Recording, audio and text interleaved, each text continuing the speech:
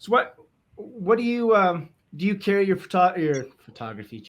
Do you carry your camera with you outside wherever you go? Like, do you look for Still. moments like this all the time? Like, what kind of like what's your process? What's your day like?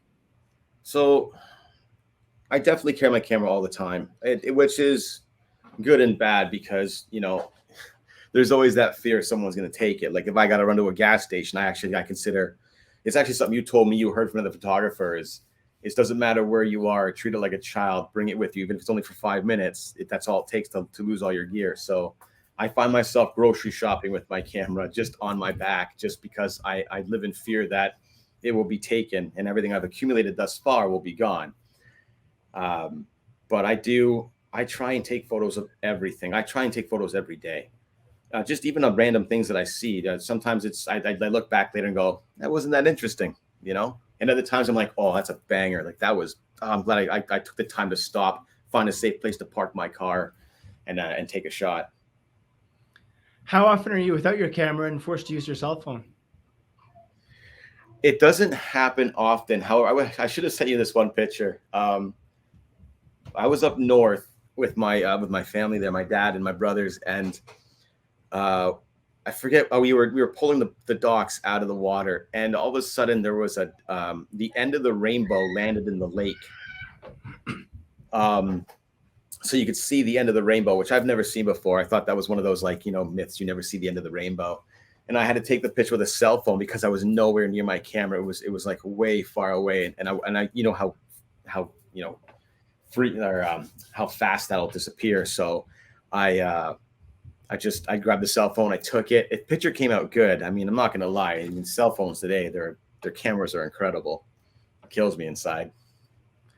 But yeah, I try. I'm reluctant to use my cell phone if I can avoid it.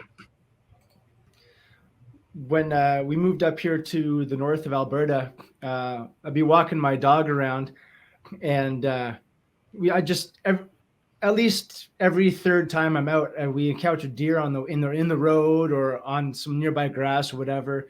And it's always fun to see them. And I take like a little video to show my wife because she never sees them.